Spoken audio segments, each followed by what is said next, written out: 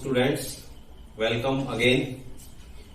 Pair of linear equation in two variable में आज हम जिस बात पे चर्चा करने जा रहे हैं वो एक और मेथड है जिसका नाम है क्रॉस मल्टीप्लिकेशन मेथड। मगर चूंकि ये मेथड सीबीएसई में जो नया सिलेबस आया है 30% रिड्यूस में ये मेथड नहीं है, तो इस मेथड को हम ड्रॉप कर रहे हैं। Okay, now if a1x plus b1y plus c1 is equal to 0 is equation, and second equation is a2x plus b2y plus c2 is equal to 0, ये दो इक्वेशन यदि दिए हैं तो इन दो इक्वेशन से हम कैसे पता करेंगे कि उनके सॉल्यूशन मिल रहे हैं या नहीं मिल रहे हैं, वो मिल रहे हैं तो कितने प्रकार से मिल रहे हैं। ये सारा डिस्कशन हमने अपने पहले वाले वीडियो में किया है, अभी हम लोग इसको एक बार फिर रिपीट करेंगे। तो देखिए a1 अपॉन a2 एक आप ले लीजिए, फिर b1 अपॉन b2 को आप ले लीजिए, फिर c1 अपॉन c2 को आप ले लीजिए। और अगर आपको लर्न करना है तो इसको तीन तरह से लिख लीजिए, a1 upon a2, a1 upon a2, b1 upon a2, c1 upon c2, a1 upon a2, b1 upon b2, c1 upon c2, तीनों को इक्वल फॉर्म में लिख लीजिए। फर्स्ट कंडीशन के लिए हम इक्वल टू नॉट करते हैं और इसको डिलीट करते हैं। सेकंड कंडीशन के लिए इस इक्वल में ना करके सेकंड वाले के इक्वल टू को नॉट करते हैं तो सेकंड कंडीशन आती है। और थर्ड वाले में हम कहीं पर भी इक्वल टू नॉट नहीं करते हैं। ये एक तरीका हो गया, एक पैटर्न हो गया जिससे हमको ये चीजें लर्न होगी। तो फर्स्ट कंडीशन जिसमें हमको यूनिक सॉल्यूशन मिलेंगे वो क्या कंडीशन हो गई, a1 upon a2 not equal to b1 upon b2। ये हमारी फर्स्ट कंडीशन है, ये हमको याद रखना पड़ेगा। अगर हम अभी अपन लाइंस में पढ़ेंगे कि किसी भी इक्वेशन की जब लाइन को ड्रॉ करते हैं तो ग्राफिक मेथड जो है, जो हमने अभी छोड़ी हुई है, उसको हम लोग नेक्स्ट अपने वीडियो में लेंगे। तो वहां पर हम देखेंगे कि जिस लाइन के इक्वेशन यूनिक सॉल्यूशन रखते हैं वहां पर हमको लाइंस जो है वो क्या होती हैं, इंटरसेक्टिंग फॉर्म में मिलती हैं। दोनों लाइन एक दूसरे को इंटरसेक्ट कर रही होती हैं। अगर हम लाइन की बात करें तो फर्स्ट लाइन ये हो गई और सेकंड लाइन ये हो गई, ये इंटरसेक्ट करेगी अगर हमको लाइन के फॉर्म में इसको दिखाना है। तो ये हम ग्राफिक मेथड में इसको डिटेल से पढ़ेंगे। सेकेंड कंडीशन में देखिए a1 upon a2 b1 upon b2 के बराबर तो हो जाता है, इक्वल तो हो जाता है, but not equal to c1 upon c2। यदि ऐसी कोई कंडीशन आती है तो हम कहते हैं कि इस तरह के इक्वेशन कोई भी सॉल्यूशन नहीं देते हैं। मींस x और y की वैल्यू हमको फाइंड आउट नहीं होगी। अगर हम इसको लाइंस के फॉर्म में देखें तो क्या होगा, ऐसे इक्वेशंस की जो लाइंस है वो कैसी हो जाएंगी, these lines are parallel not intersecting. इस तरह की कंडीशन हमको देखने को मिलेगी जब हम सेकंड वाला फॉर्म लेंगे। तो थर्ड में देखिए, थर्ड में हमने क्या किया, कहीं पर इक्वल टू नॉट नहीं किया। a1 upon a2, b1 upon b2 और c1 अपॉन c2, ये तीनों की तीनों वैल्यूज, तीनों के तीनों रेशियोज जो x के, y के और नॉन एक्स वाई के लिए गए हैं, ये सारे के सारे रेशियोज अगर इक्वल टू हो जाते हैं तो हम ऐसे इक्वेशन कहते हैं कि ऐसा इक्वेशन इनफाइनाइटली मैनी सॉल्यूशंस रखता है। अगर हम लाइंस की बात करें तो फर्स्ट इक्वेशन की लाइन जहां पर ड्रॉ होगी इसी के ऊपर सेकंड लाइन भी ड्रॉ हो जाएगी। Means lines are coincident. जब लाइंस कोइंसिडेंट होंगी तो हम कहते हैं कि ऐसे इक्वेशन जो है वो क्या कर रहे हैं, ऐसे इक्वेशन इनफाइनाइटली मैनी सॉल्यूशंस दे रहे हैं। ओके, तो ये जो हमने डिस्कशन किया इसको हम एक एग्जांपल से समझने की कोशिश करते हैं। एग्जांपल बिल्कुल नया नहीं है हमारा, हमने फर्स्ट वीडियो से ही जिस एग्जांपल को पकड़ा था वही एग्जांपल को अभी हम ले रहे हैं। First equation x plus 3y minus 6 is equal to 0। Second equation is 2x minus 3y minus 12 is equal to 0। यदि ये इक्वेशन है और अभी हमको इसमें देखना है कि इन तीन कंडीशंस में से कौन सी कंडीशन को ये फॉलो कर रहा है, और हम कैसे बोल सकते हैं कि ये यूनिक सॉल्यूशन रखेगा, कैसे बोल सकते हैं कि नो सॉल्यूशन रखेगा, कैसे बोल सकते हैं कि इनफाइनाइटली मैनी सॉल्यूशंस रखेगा। तो इसके लिए हमको क्या करना पड़ेगा, सबसे पहले हमको a1 अपॉन a2 निकालना है। तो यहां पर देखिए a1 हो गया 1, a2 हो गया 2, तो a1 अपॉन a2 हो गया 1/2, right. Now what is B1 upon B2? B1 हो गया 3, B2 हो गया -3, तो B1 upon B2 is equal to 3 upon -3, 3 और 3 को हम रिड्यूस कर देंगे तो 1 अपॉन 1 ये आ जाएगा इसकी वैल्यू। अभी C1 अपॉन C2 जो x के अलावा y के अलावा जो नंबर्स लिखे हुए हैं -6 एंड -12, सो -6 अपॉन -12 ये माइनस माइनस कैंसिल हो गया, 6 1 जा और 6 2 जा, तो फाइनली हमको क्या मिला 1/2, ये C1 अपॉन C2 हो गया। अभी इन कंडीशंस में आप देखिए A1 अपॉन A2 की वैल्यू क्या है 1/2, B1 अपॉन B2 की वैल्यू क्या है 1 अपॉन 1, माइनस में -1 अपॉन 1 बोल सकते हैं, तो 1/2 और -1 अपॉन 1 ये तो इक्वल नहीं है, और अगर ये इक्वल नहीं है तो कौन सी कंडीशन आ गई, this is the first condition, और फर्स्ट कंडीशन है तो क्या बोलना पड़ेगा, फर्स्ट कंडीशन है तुमको बोलना पड़ेगा कि इसके कितने सॉल्यूशन मिलते हैं, this equation has unique solution, तो हम कह सकते हैं कि ये इक्वेशन कितने सॉल्यूशन रखेगा, यूनिक सॉल्यूशन रखेगा, दैट मीन्स हमको x और y की वैल्यू जरूर मिलेगी और 1 एंड ओनली 1 मिलेगी। अभी आपने इस क्वेश्चन को आराम से, इस क्वेश्चन से हम फेमिलियर हैं, हमको पता है कि x और y की वैल्यू हमने निकाली हुई थी और वो सॉल्यूशन हमको देखने को मिला था। Okay, now come to exercise 3.5। 3.5 exercise का फर्स्ट क्वेश्चन जो है, इसमें हम देखते हैं कि इसके फर्स्ट, सेकंड, 3, 4 ये सारे के सारे क्वेश्चंस जो हैं, इसमें हमको केवल यही देखना है, डिफरेंट डिफरेंट टाइप के इक्वेशंस दिए हुए हैं, उन इक्वेशंस में हमको देखना है कि क्या वो यूनिक सॉल्यूशन देते हैं, क्या वो नो सॉल्यूशन की शर्त को मानते हैं, क्या वो इनफाइनेटली मेनी सॉल्यूशंस देते हैं। तो ये हम आपको होमवर्क में दिया है, लेकिन होमवर्क में जाने से पहले हम फर्स्ट वाले पार्ट को एक बार समझ लेते हैं। फर्स्ट क्वेश्चन का फर्स्ट पार्ट है x minus 3y minus 3 is equal to 0, 3x minus 9y minus 2 is equal to 0। In these equations what is a1? a1 is 1, यहां पर देखिए x का coefficient 1। What is a2? a2 is 3। What is b1? b1 is minus 3। What is b2? That is minus 9। What is C1? That is minus 3. What is C2? That is minus 2. So, A1 upon A2, value of A1 upon A2 क्या हो गया 1/3. Value of B1 upon B2 minus 3 upon minus 9, ये minus minus cancel हुआ, 3 1 जा और 3 3 जा, तो 1/3 B1 upon B2 भी आया। What about C1 upon C2? C1 upon C2 में ये माइनस माइनस रिड्यूस हो गया, तो फाइनली हमको क्या मिला 3/2। सो A1 अपॉन A2 की वैल्यू 1 अपॉन 3 है, B1 अपॉन B2 की वैल्यू भी 1 अपॉन 3 है, that means A1 upon A2 equal to B1 upon B2। And what about C1 upon C2? C1 upon C2 3/2 है, that is not equal to, so A1 upon A2 equal to B1 upon B2 equal to not C1 upon C2। अब ये कौन सी शर्त है, कौन सी condition है, this is second condition.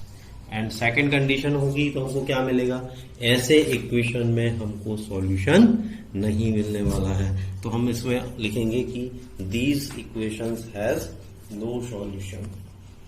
I hope आपको ये समझ में आया होगा। नाउ क्वेश्चन नंबर 2 देखते हैं इसी एक्सरसाइज का। For which value of a and b does the following pair of linear equation have an infinite solution. देखिए, इनफाइनाइट सॉल्यूशन के लिए हमको a और b की वैल्यू फाइंड आउट करना है, जबकि हमको इक्वेशंस ये दिए हुए हैं। कौन कौन से? First equation is 2x plus 3y is equal to 7 and second equation is a minus bx plus a plus by is equal to 3a plus b minus 2। तो अभी क्या कंडीशन है? For have an infinite solution. तो infinite solution के लिए क्या condition है हमारी? इनफाइनाइट सॉल्यूशन के लिए हमारी कंडीशन होना चाहिए a1 upon a2 equal to b1 upon b2 equal to c1 upon c2। तो अभी आप इनके इंपॉर्टेंस को आप समझ पा रहे हैं। अगर हमको ये तीनों कंडीशंस अगर हमको नहीं मालूम होंगी तो इससे रिलेटेड हम क्वेश्चंस भी नहीं कर पाएंगे। तो हमको ये तीनों कंडीशंस जरूर हमारे दिमाग में होना चाहिए। पहली कंडीशन सिंपल है, a1 upon a2 not equal to b1 upon b2, unique solution. a1 upon a2 equal to b1 upon b2 not equal to c1 upon c2, no solution. a1 upon a2 equal to b1 upon b2 equal to c1 upon c2, that equation has infinitely many solutions. तो तो infinitely many solutions की condition जो है ये है। अब इस condition को हम इस इक्वेशन में इन इक्वेशंस में लगाने की कोशिश करेंगे। तो first what is A1? A1 is 2. What is A2? A2 is A minus B. What is B1? B1 is 3. What is B2? B2 is A plus B. What is C1? C1 इसको transpose करेंगे -7. What is C2? इसको transpose करेंगे -3A plus B -2. Okay, अभी हमको क्या करना है? अभी हमको एक for infinite number of solutions, for infinite number of solution की कंडीशन लगानी है। वो कंडीशन क्या है? A1 upon A2 is equal to B1 upon B2 is equal to C1 upon C2. So 2 upon A minus B is equal to 3 upon A plus B is equal to -7 upon -3A plus B -2. ये minus और minus reduce हो गए। अभी आप देखिए यहां पर हमको क्या करना है? A और B की वैल्यू को फाइंड आउट करना है। तो सबसे पहले हमने क्या किया? फर्स्ट टू वैल्यूज को ले लिया। फर्स्ट टू वैल्यूज मतलब ये वाला पार्ट हमने ले लिया।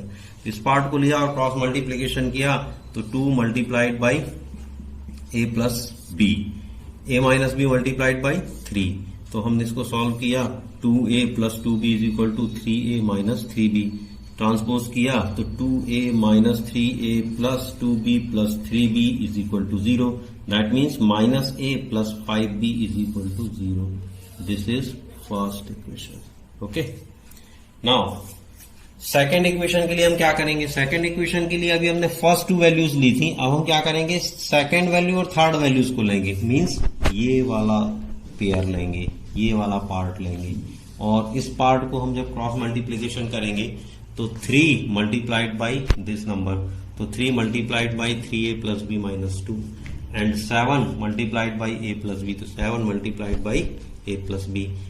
हमने मल्टीप्लीकेशन किया 3 3 जा 9A plus 3B minus 6 is equal to 7A plus 7B। Transpose किया तो 9A plus 3B minus 6 minus 7A minus 7B is equal to 0। ये 7A ट्रांसपोज होकर लेफ्ट साइड में गया तो माइनस हुआ, और ये प्लस 7B ट्रांसपोज होकर के minus 7B is equal to 0। तो हमको क्या मिला? 2A minus 4B minus 6 is equal to 0। This is our second equation. Now, by the help of first and second equation, what is first equation? First equation is -A plus 5B is equal to 0. This is first equation. And what is the second equation? Second equation is 2A minus 4B minus 6 is equal to 0. अभी हमको इसमें किसको target करना है? Suppose हम किसको target करना चाहते हैं? हम A को टारगेट करना चाहते हैं। तो A को टारगेट करने का प्रोसीजर क्या है? एलिमिनेशन मेथड में हम 2 का मल्टीप्लीकेशन फर्स्ट इक्वेशन में करेंगे और 1 का मल्टीप्लीकेशन सेकंड इक्वेशन में करेंगे। तो 2 मल्टीप्लाइड बाई फर्स्ट इक्वेशन हमको क्या मिला? -2A plus 10B is equal to 0, ये मिला। और मल्टीप्लीकेशन 1 का करेंगे तो second equation as it is लिखिएगा 2A minus 4B minus 6 is equal to 0। दोनों को हमने क्या किया? एलिमिनेशन मेथड से देखा तो -2A और +2A ये एलिमिनेट हो गए।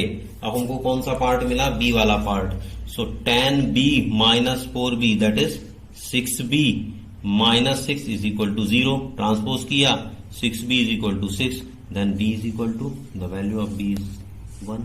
ओके, नाउ आगे क्या करेंगे? एलिमिनेशन मेथड में आपको पता है हम B की वैल्यू को इक्वेशन नंबर 1 में पुट करेंगे। तो put the value of B in equation number 1। तो इक्वेशन नंबर 1 कहां पर है? इक्वेशन नंबर 1 हमारा ये लिखा हुआ है -A plus 5B is equal to 0 by put the value of B in equation number 1 we have -A plus 5B is equal to 0, -A plus 5 into 1 is equal to 0। 1 कहां से आया? B is equal to 1 से 1 आया। So -A is equal to -5, so A is equal to 5। तो A की value क्या हो गई? 5, B की वैल्यू क्या हो गई? 1। तो हम ये कह सकते हैं कि A की वैल्यू 5 और B की वैल्यू 1, इन दो वैल्यूज को अगर हम लेंगे तो ये जो दो इक्वेशंस है ये क्या आएंगे? These linear equations have an infinite solution. Okay, तो अभी आपको समझ में आया होगा कि हम इन 3 कंडीशन पर बेस्ड क्वेश्चंस को कैसे सॉल्व करते हैं। ओके, तो चलिए आगे बढ़ते हैं। 3.5 जो एक्सरसाइज है उसका आगे का क्वेश्चन नंबर 2 का second part. For which value of k will the following pair of linear equations have no solution. ध्यान दीजिएगा, ये क्वेश्चन आया कि ऐसा कौन सा के का वैल्यू है जिसके लिए नो सॉल्यूशन होगा इक्वेशन।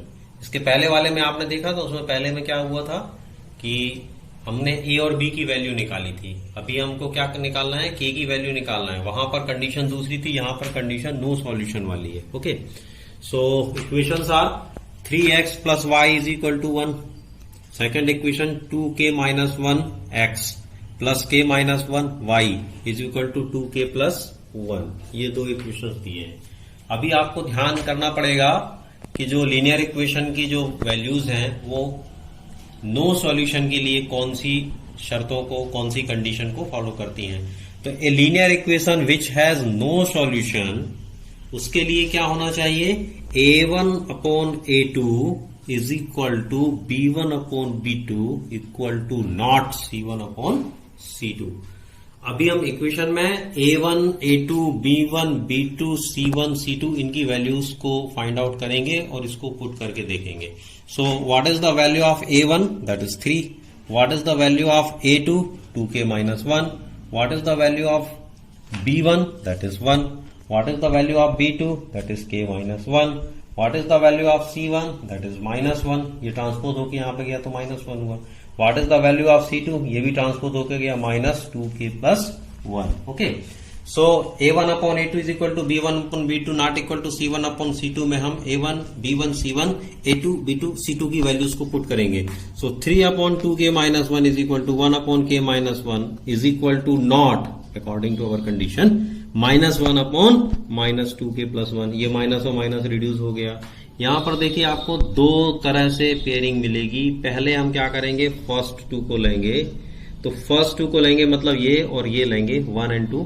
इसको हम क्रॉस मल्टीप्लीकेशन करके इक्वेशन निकालेंगे। तो 3k minus 1 is equal to 1, 2k minus 1 that is k minus 2 is equal to 0। और जब इसको सॉल्व करते हैं तो k is equal to 2 value मिलता है। तो हम ये बोल सकते हैं कि जब हम k की value, for which value of k, तो k की वैल्यू अगर हम 2 पुट करेंगे तो हमारा इक्वेशन जो है वो कोई सॉल्यूशन नहीं देगा। ओके, इसके सेकंड पार्ट को देखते हैं। इसके सेकंड पार्ट में हमको क्या करना है, दिस एंड दिस, ये दो का पेयर लेकर के सॉल्व करना है। तो 1 इसको हम क्रॉस मल्टीप्लीकेशन करेंगे तो 2k plus 1 equal to not k minus 1। Equal to not क्यों, क्योंकि हमारी कंडीशन यही है। अभी हम इसको ट्रांसपोज करेंगे तो 2k minus k equal to not minus 2 that is k is not equal to minus 2। That means k की वैल्यू 2 पुट करने से कोई सॉल्यूशन नहीं मिलेगा, no solution. The linear equation have no solution and also k not equal to minus 2 पर भी हमको कोई सॉल्यूशन नहीं मिलने वाला है। तो हमारा आंसर क्या हुआ, हमारा आंसर हुआ k is equal to 2 and k is not equal to minus 2 has no solution. ठीक है, तो ये हमारा क्वेश्चन नंबर 2 था। क्वेश्चन नंबर 3 को आप देखिए एनसीईआरटी की बुक में। क्वेश्चन नंबर 3 हम आपको होमवर्क में दे रहे हैं। इसमें क्रॉस मल्टीप्लीकेशन मेथड से सॉल्व करने को बोल रहा है। तो क्रॉस मल्टीप्लीकेशन मेथड से तो हमको सॉल्व इसलिए नहीं करना है क्योंकि वो हमारे सिलेबस में अब नहीं रहा है, लेकिन हम आपको होमवर्क में ये दे रहे हैं कि आप इसको क्या करिए, एलिमिनेशन मेथड से या सब्स्टिट्यूशन मेथड, इन दो में से किसी भी एक मेथड से सॉल्व करके देखिए, जरूर आपको आंसर मिलेगा XY और आपको अच्छा भी लगेगा। Okay, now come to question number 4। Question number 4 के 5 क्वेश्चंस हैं, उसमें से फर्स्ट तो ये सारे के सारे वर्ड प्रॉब्लम है। हम इसमें कोशिश कर रहे हैं कि वर्ड प्रॉब्लम को इक्वेशन में कन्वर्ट कर दें और बाकी हिस्सा फिर हम आपको होमवर्क के लिए छोड़ रहे हैं। ओके, तो a part of monthly hostel charge is fixed and the remaining depends on the number of days. One has taken food in the mess. When a student A takes food for 20 days, she has to pay ₹1,000. Okay. And whereas a student B who takes food for 26 days and pays 1180 as hostel charge. Find the fixed charge and the cost of food per day. देखिए ये भी question जो है हमारे पहले वाले question से match करता हुआ है। आपको याद है वो टैक्सी वाला जिसमें ऑटो का एक फिक्स फेयर होता था और पर किलोमीटर का चार्जेस होता था, तो उसी तरह का ये क्वेश्चन है। तो अभी हम क्या करेंगे, हमारे पास दो वेरिएबल है। नंबर वन फिक्स्ड चार्ज, तो the fixed charge be x और cost of food per day, the cost of food per day उसको हमने क्या मान लिया, उसको हमने मान लिया कि कॉस्ट ऑफ पर डे है वाई। ओके, तो according to our question fixed charge उसको देना ही है, उसके साथ उसने कितने दिन हॉस्टल में यूज किया 20 डेज, तो 20 मल्टीप्लाइड बाई वाई, तो x plus 20y is equal to 1000। ये हमारे क्वेश्चन है किसके लिए, for the student whose name is A जो स्टूडेंट है उसने इस तरह से यूज किया हुआ है। सेकेंड वर्ड प्रॉब्लम है, अकॉर्डिंग टू अवर क्वेश्चन उसने कितने दिन यूज किया है, 26 डेज उसने फूड लिया हुआ है। So fixed charge x plus used 26 into y is equal to 1180। ये किस स्टूडेंट का है, student of for student B. Okay, अभी आपके पास दो इक्वेशन हो गए, x plus 20y is equal to 1000 और x plus 26y is equal to 1180 rupees. Okay, तो अब इन दो इक्वेशन से आप एलिमिनेशन मेथड से या सब्स्टिट्यूशन मेथड से इसे आप सॉल्व करके x और y की वैल्यू निकाल सकते हैं। ये हम आपको होमवर्क में दे रहे हैं। मुझे पूरी उम्मीद है कि इतने सारे क्वेश्चंस करने के बाद आप इस होमवर्क को जरूर कंप्लीट करेंगे। ओके, नाउ क्वेश्चन नंबर 4 का second part, a fraction become 1/3 when 1 is subtracted from the numerator and this fraction it becomes 1/4 when 8 is added to its denominator। Simple है, हमको क्या करना है, सबसे पहले फ्रैक्शन लेना है। Let the fraction is x upon y। Okay, according to our question हमको क्या करना है, सब्सट्रैक्ट करना है। किसमें सब्सट्रैक्ट करना है, न्यूमरेटर में सब्सट्रैक्ट करना है। तो x minus 1 divide by y, तो हमारा फ्रैक्शन हो जाएगा 1/3। जब हम इसको क्रॉस मल्टीप्लीकेशन से सॉल्व करेंगे तो 3x minus 3 is equal to y, that means 3x minus y minus 3 is equal to 0। ये हमारा फर्स्ट इक्वेशन होगा। ओके, अभी इसी फ्रैक्शन में अकॉर्डिंग टू अवर क्वेश्चन हमने क्या किया, ये फ्रैक्शन 1/4 हो जाता है जब हम 8 ऐड करते हैं। कहां पर ऐड करते हैं, डिनोमिनेटर में। तो डिनोमिनेटर में 8 को ऐड किया तो x upon y plus 8 is equal to 1/4। Cross multiplication किया तो 4x का मल्टीप्लीकेशन हुआ तो 4x is equal to y plus 8। Transpose किया तो 4x minus y minus 8 is equal to 0। ये हमारा सेकंड इक्वेशन हो गया। अभी आपके पास दो इक्वेशन है, फर्स्ट इक्वेशन, सेकंड इक्वेशन। इनसे आप x और y की वैल्यू को फाइंड आउट कीजिए और x अपॉन y के रूप में आप अपने फ्रैक्शन को बता सकते हैं। ये भी हम आपको होमवर्क में दे रहे हैं, जरूर कीजिएगा। इससे आपकी प्रैक्टिस भी होगी और हमारा काम भी आसान हो जाएगा।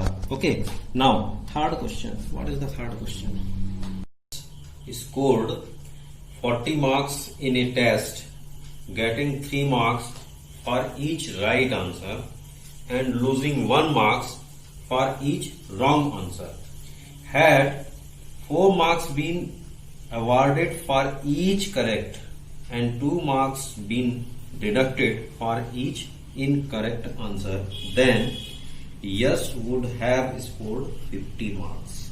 How many questions were there in the test? तो दो केसेस हैं।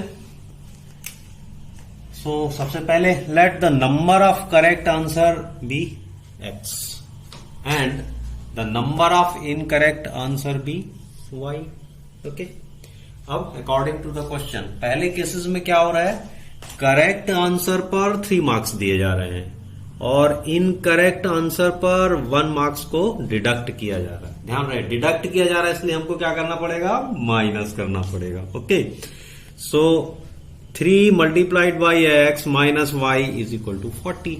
इसने जब 3 मार्क्स उसको राइट आंसर के लिए मिलते हैं, 1 मार्क्स उसको रॉन्ग आंसर के लिए उसके डिडक्ट होते हैं, तो 3x minus y is equal to उसको कितना स्कोर होता है? 40 मार्क्स का स्कोर होता है। ओके, अभी क्या हो रहा है, मार्किंग सिस्टम में थोड़ा सा चेंज किया गया है। करेक्ट आंसर पर 4 मार्क्स दिए जा रहे हैं और रॉन्ग आंसर पर 2 मार्क्स जो है उसके क्या हो रहे हैं? डिडक्ट हो रहे हैं। डिडक्ट हो रहे हैं मतलब माइनस हो रहे हैं। तो 4 into x minus 2 into y is equal to, according to our question, उसने कितना स्कोर किया? 50 marks. So second equation is 4x minus 2y is equal to 50।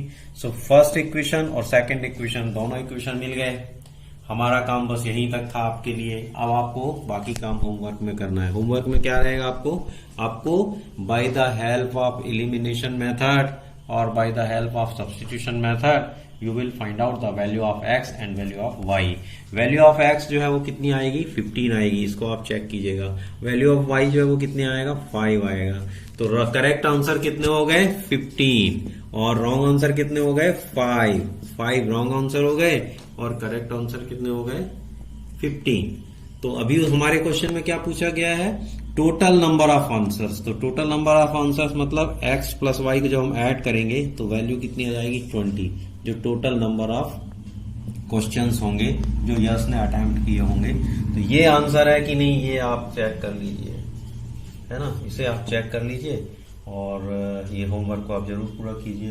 Okay, question number 4 is place A and B are 100 kilometer apart on a highway. One car starts from A and another from B at the same time.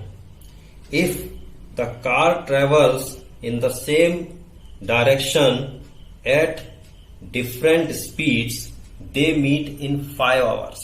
Okay. If they travel towards each other, they meet in 1 hour. What are the speed of the 2 cars? हमको दोनों car की speed को find out करना है। 2 conditions दी हुई हैं। तो सबसे पहले दोनों कारों में let the speed of first car is x kilometre per our and the speed of second car is y kilometre per our. Okay, अभी 2 केसेस हैं। फर्स्ट केस में हम ये कह रहे हैं, यहां पर देखिए आप, ये पॉइंट है, इधर से कार अपने स्टार्ट करती है स्पीड से और यहां पर बी पॉइंट है, यहां से भी कार चलती है सेम डायरेक्शन में, इस डायरेक्शन में जा रही है। ओके, इस डायरेक्शन में जा रही है।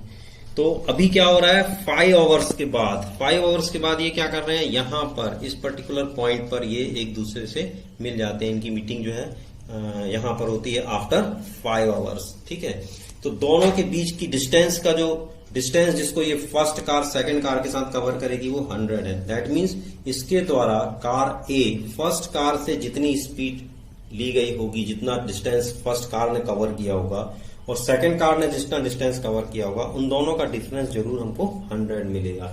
So distance covered by first car in 5 hours 5x कैसे?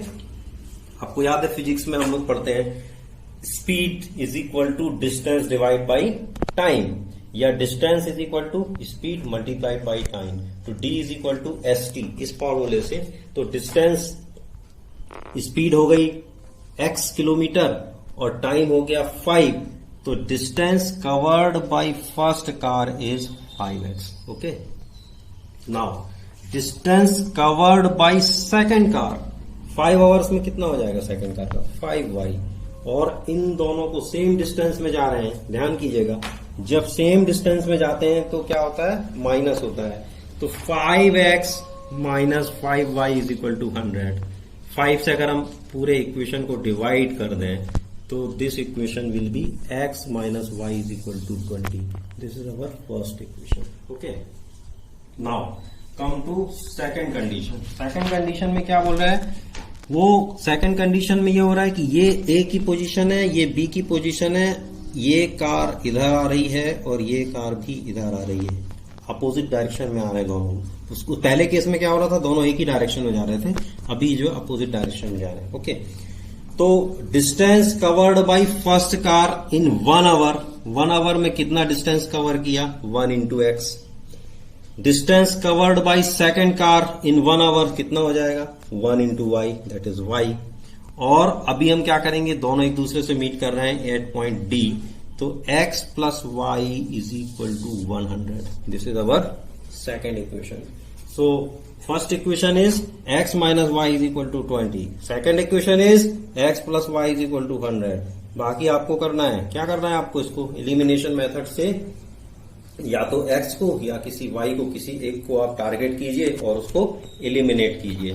एलिमिनेट करने से आपको क्या मिलेगा, x और y की वैल्यू मिलेगी। आप सॉल्व करेंगे, आप चेक कीजिएगा x is equal to 60 kilometre per hour आया है क्या, और y is equal to 40 kilometre per hour आया है क्या। यदि आया है तो योर सॉल्यूशन इज राइट। तो ये हो गया हमारा क्वेश्चन नंबर 4।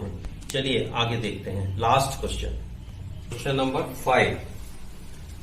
क्या है क्वेश्चन को देख लेते हैं। The area of a rectangles gets reduced by 9 square unit if its length is reduced by 5 units and width is increased by 3 units. First condition हो गई। Second, if we increase the length by 3 units and the width by 2 units, the area increased by 67 square units.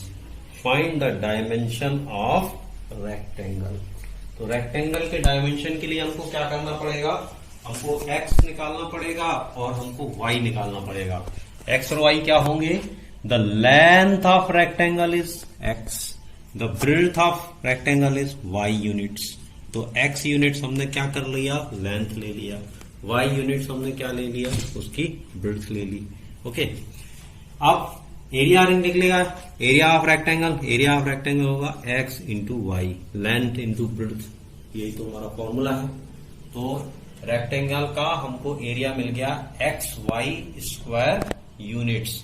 यहां पर units का क्या मतलब है, units का मतलब है जो भी आप ले रहे हैं लेंथ, अगर सेंटीमीटर में ले रहे हैं तो सेंटीमीटर, मीटर में ले रहे हैं तो मीटर। ओके, अब आगे बढ़ते हैं। अकॉर्डिंग टू अवर क्वेश्चन क्या बोलता है क्वेश्चन में, क्वेश्चन में कहता है कि अगर हम उस रेक्टेंगल की लेंथ को 5 यूनिट कम कर दें, डिक्रीज कर दें, और ब्रेड्थ को 3 यूनिट इंक्रीज कर दें, तो एरिया का डिफरेंस, पहले वाले रेक्टेंगल का एरिया और कम और ज्यादा लेंथ और ब्रेड्थ को कर देने के बाद का एरिया, इन दोनों का डिफरेंस 9 स्क्वायर यूनिट हो जाता है। दैट मीन्स पहले वाला का एरिया हो गया एक्स वाई, और नए एरिया के लिए हमने क्या किया, x माइनस 5 किया, 5 डिक्रीज किया है तो x माइनस 5 ये उसकी लेंथ हो गई, और y प्लस 3 उसकी क्या हो गई, ब्रेड्थ हो गई। तो x minus 5 into y plus 3, इन दोनों का डिफरेंस ले लिया, सब्ट्रैक्ट किया, x y minus this is equal to 9। ये कहां से आया हमको, अकॉर्डिंग टू अवर क्वेश्चन। जो हमारा वर्ड प्रॉब्लम होता है, उस वर्ड प्रॉब्लम से हमको इक्वेशन बनाना है। पहला हमारा संघर्ष, पहला हमारा काम यही है कि हम एग्जैक्टली इक्वेशन बना दें, और जब इक्वेशंस बन जाते हैं तो उनको सॉल्व करना एकदम आसान होता है। ओके, सो इसको सॉल्व करेंगे, एक्स वाई एक बड़ा ब्रैकेट लिया और इसको सॉल्व किया, तो x multiplied y x y, x multiplied by 3x, minus 5 multiplied by y minus 5 y, minus 5 multiplied by 3 that is minus 15 is equal to 9। इस माइनस का मल्टीप्लीकेशन पूरे इक्वेशन में अंदर किया ब्रैकेट में, तो x y minus 3x plus 5y plus 15, और ये 9 को ट्रांसपोज किया तो minus 9 is equal to 0। Okay, यहां पर देखिए ये एक्स वाई प्लस का है और ये माइनस है, तो ये एक दूसरे को कैंसिल कर देंगे। फाइनली हमको क्या मिलेगा, हमको मिलेगा minus 3x plus 5y plus 6 is equal to 0। This is our first equation. Okay, now again question पे जाइए। क्वेश्चन बोलता था कि अगर आप लेंथ को इंक्रीज कर दो 3 यूनिट्स और ब्रेड्थ को इंक्रीज कर दो 2 यूनिट्स, तो उससे जो नया रेक्टेंगल का एरिया आएगा वो पुराने रेक्टेंगल के एरिया से 67 ज्यादा रहेगा। ओके, तो x plus 3 length multiplied by y plus 2 breadth according to our question is equal to पहले वाला area that is xy। xy से कितना इंक्रीज हो गया है? प्लस 67 इंक्रीज हो गया है। तो x प्लस 3 y प्लस 3 के मल्टीप्लीकेशन को इक्वल करेंगे x इंटू वाई प्लस 67। अभी हम ब्रैकेट को खोलेंगे तो x का मल्टीप्लीकेशन y से हुआ तो xy, x का मल्टीप्लीकेशन 2 से हुआ तो 2x, 3 का मल्टीप्लीकेशन y से हुआ तो 3y, 3 का मल्टीप्लीकेशन 2 से हुआ तो 3 into 2 6 is equal to xy plus 67। अभी ट्रांसपोज किया xy plus 2x plus 3y plus 6 minus xy, ये जो राइट साइड में था ना इसको लेफ्ट साइड में लेके आया तो ये माइनस xy हुआ और minus 67 is equal to 0। xy और xy कैंसिल हो गए तो फाइनली हमको इक्वेशन क्या मिला? 2x plus 3y minus 61 is equal to 0। This is our second equation. By the help of first equation and by the help of second equation हम x और y की value को फाइंड आउट कर सकते हैं जो हमारे रेक्टेंगल का डायमेंशन बनेगा। तो हमको क्या करना पड़ेगा, ये आपको हम होमवर्क में एक बार फिर दे रहे हैं। इसमें हमको क्या करना है, सबसे बढ़िया है elimination method. Elimination method use कीजिए और इसको सॉल्व कर लीजिए। तो एलिमिनेशन मेथड से आप इसको सॉल्व करेंगे तो जरूर आपको इसका आंसर मिल जाएगा। ओके, तो ये हो गई आपकी एक्सरसाइज कंप्लीट। अगली एक्सरसाइज को हम फिर अगले वीडियो में कवर करेंगे। Okay, thank you for watching my video. अगर आपने सब्सक्राइब नहीं किया है तो प्लीज आप सब्सक्राइब कर लीजिए, क्योंकि हम सारे कोर्स को कवर करने के साथ साथ टाइम टू टाइम उस कोर्स को हम रिव्यू भी करेंगे, कुछ टेस्ट पेपर भी देंगे और जो भी हमारा होगा सब्सक्राइब होने से आपको तुरंत वीडियो मिलेगा। Okay, thank you.